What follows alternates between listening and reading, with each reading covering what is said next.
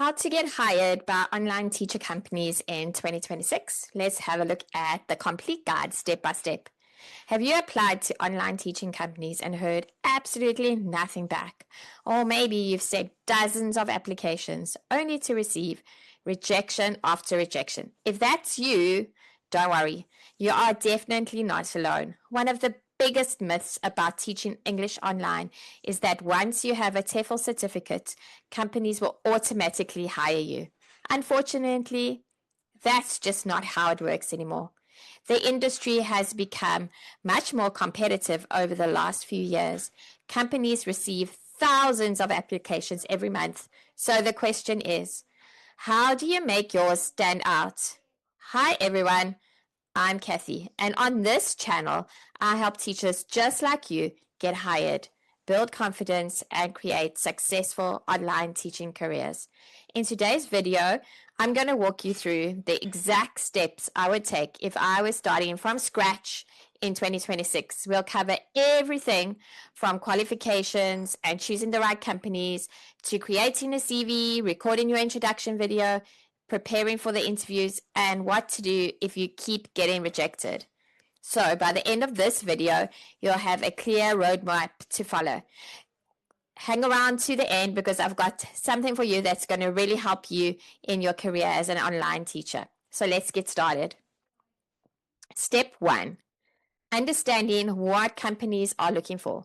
Before you even think about applying, you need to understand what companies actually want. Many new teachers believe companies are only looking for experienced teachers, and that's just not true. Most companies are looking for 3 things. Number 1, reliability. Can they trust you to show up on time? Second, professionalism. Does your application, does it look polished? Do you communicate well? Third, can you make students feel comfortable learning English? Notice that none of these things say that you have to be perfect. Companies aren't looking for perfection. They're really looking for someone they can trust. So let's go over that again. Reliable, professional, and friendly. Okay, coming up for step number 2, we've got get the right qualifications. People always ask me this question. So let's talk about qualifications. Do you need a degree? The answer is it depends completely on the company. Some companies require a degree, and while others don't. The same goes for a TEFL certificate. If you don't have one yet, I highly recommend getting a 120-hour accredited TEFL certificate. Go over to my playlist and you'll see there's a whole section on TEFL certificates and what to do and what not to do. Go and watch those videos. It's going to help you a lot. Okay, back to today. Not only will a TEFL certificate open more opportunities, but it will also give you confidence when teaching your first lesson. Even if a company says a TEFL isn't required, having one always makes your application stronger. Okay, step number 3 is choosing the right company. This is one of the biggest mistakes I see. People apply to one company, they get rejected, they completely give up. Instead, create a list of 10 to 20 companies and then start applying 5 at a time. Don't put all your eggs in one basket. Some companies might be not hiring at that month that you're applying because companies don't always hire the whole year through. Others may take several weeks to respond. The more quality applications you send, and note quality applications you send, the better your chances are. So some companies you can try are Preply, Amazing Talker, Cambly, Native EF, Lingoda, italki. These are just some of the companies that you could consider applying to. If you haven't watched my video about applying to my top 10 recommendations for 2026, go and watch that video. It gives you all the ins and outs on my top 10 companies that I would recommend. Okay, step number 4, create a professional CV. Your CV is often your first impression. If it looks rushed or it's difficult to read, many recruiters won't even continue reading. Your CV should be clean, It should be professional. It should be easy to scan, and it should include your teaching experience, even if it's informal. Okay, it should include things like tutoring, Sunday school, coaching, helping classmates, volunteer work, all of these things. Even though it's not physically teaching, you can change those and use them as transferable skills. Okay, all of them demonstrate teaching skills. So remember, your CV isn't just about where you've worked, it's about the value that you can bring. Okay, step number 5 is record a standout introduction video. If I had to choose one thing that gets teachers rejected most often, and it would definitely be their introduction video. I've reviewed hundreds of introduction videos, and I see the same mistakes over and over again. Poor lighting, messy backgrounds, reading from a script, talking too fast, not smiling. Students aren't just choosing a teacher, they're choosing someone they're going to spend time with. So smile, speak clearly, keep your energy up, and let your personality shine through.